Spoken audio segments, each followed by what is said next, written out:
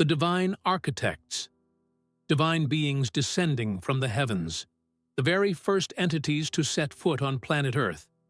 To some historians, they are the designers of humanity. To others, the divine forces that shaped our very faith. But who are these Anunnaki? Where did they come from? How did they emerge? And for what reason did they become the most significant, yet most mysterious characters in human history? This journey will take us to the deepest edges of civilization and down to the very roots of religion and mythology. The awakening of a theory. The year is 1968. After years of travel and research, author Erich von Däniken releases a book that would sweep the globe and open a new chapter in pop culture: Chariots of the Gods. In his work, Däniken detailed how independent civilizations across the world, isolated by vast oceans, somehow shared identical symbolism, mythology, and, even more intriguingly, similar architectural and technological advancements. From these claims, a new definition was coined that would soon be on everyone's lips: the ancient astronaut theory. The theory posits that eons ago, our planet was visited by extraterrestrial beings. It suggests that humanity built impossible structures and experienced a massive leap in civilization not by chance, but through their intervention. But what if the history we are told is completely wrong? What if human civilization relies on a shared past far older than we know?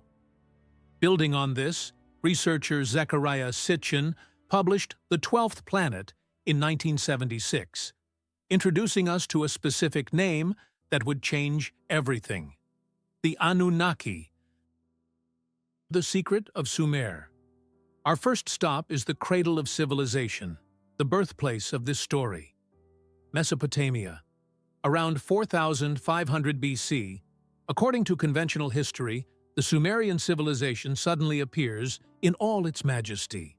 The first writing systems, astronomy, advanced mathematics, the first laws of human rights, the first hospitals, libraries, and historians, all entered our lives with the Sumerians.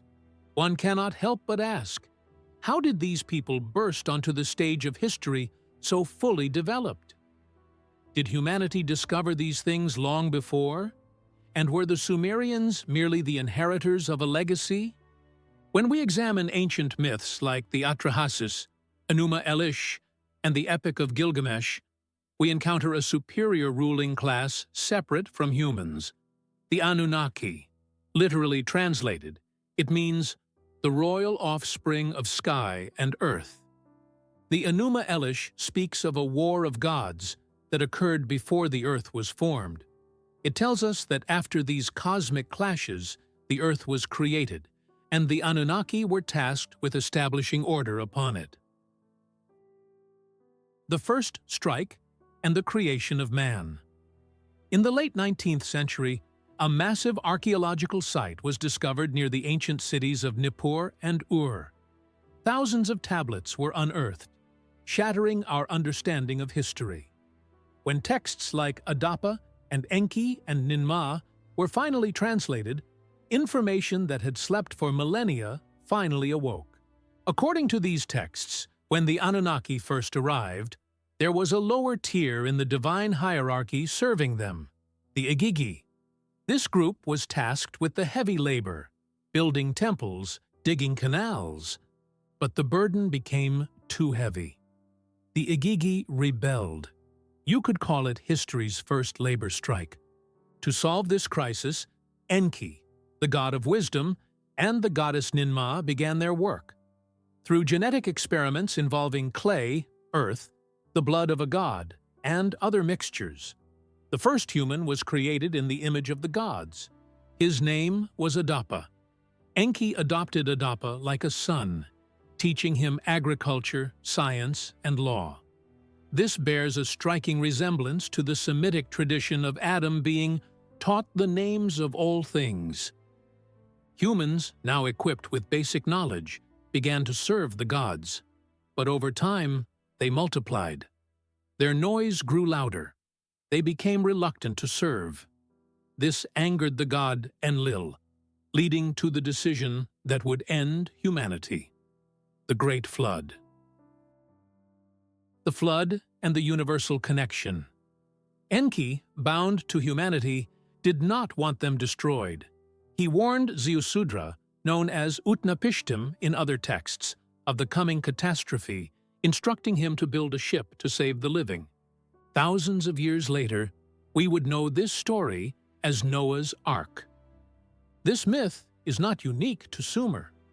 From Greece to India, the story is identical: human corruption, divine wrath, a chosen survivor, and a new beginning. The similarities don't end there. The Sumerian trinity of Anu, Enlil, and Enki mirrors Zeus, Poseidon, and Hades in Greece, or Brahma, Vishnu, and Shiva in Hinduism. The 6 stages of creation, man made from clay. These motifs point to a shared heritage stretching from ancient tablets to modern holy books. Nibiru, planet or portal. Nibiru, often cited as the home of the Anunnaki, is frequently depicted in pop culture as a massive rogue planet. Zecharia Sitchin claimed it enters our solar system every 3,600 years, causing destruction. But when we view the Enuma Elish through an astronomical lens, a different picture emerges.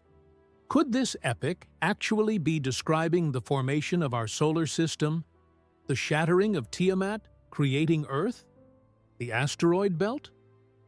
In this context, Nibiru in the tablets might not be a planet, but a crossing point, a junction, or a portal. The heavenly abode of the gods might not be physical terrain, but a dimensional gate or an astronomical alignment with star systems like Sirius or Orion. The Tower of Babel and the Lost War. Post-flood, a mysterious figure enters the stage: Nimrod. Historical cross-readings suggest Nimrod represents a rebellion against the gods. Babel translates to Gate of the Gods.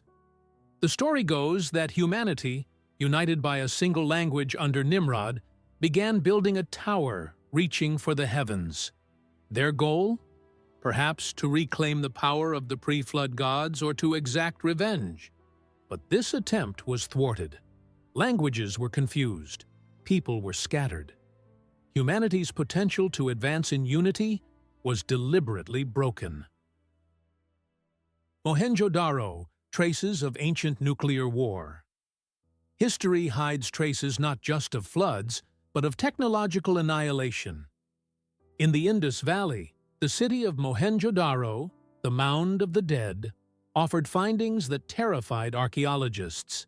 Skeletons found lying in the streets as if struck down instantly, high radiation levels, stones fused into glass by extreme heat. Descriptions in the Indian epics Mahabharata and Ramayana of the Brahmastra weapon describe the effects of an atomic bomb perfectly. The brightness of 1,000 suns, hair and nails falling out, armies turning to ash. These aren't just myths. They might be accounts of real technological warfare between the gods. The bags of the gods. Finally, we face one of the most baffling symbols in history. Period. The handbag. In Mesopotamia, at Göbekli Tepe, in Olmec and Maya statues, even in Indonesia, separated by thousands of miles and years, divine figures hold the exact same bag. What is inside? Seeds of civilization? Cosmic weights? Or advanced technology? A kit of wisdom? These bags are often carried by the Apkallu, the 7 sages, fishmen or birdmen who emerged after the flood to reteach humanity's civilization. The bag remains the universal symbol of this lost ancient wisdom. Conclusion. The grand puzzle. The Anunnaki, the flood, Nibiru, the Tower of Babel. They are all pieces of a massive puzzle. The chronological history we are taught fails to connect these pieces. Perhaps what we call mythology was simply our ancestors' attempt to explain high technology and cosmic events in their own limited language. To understand the past is to understand our potential and, perhaps, our future. The truth requires us to step outside the box. Because while history is a story written by the winners, the truth is waiting to be discovered, buried in the soil and hidden in the depths of the sky.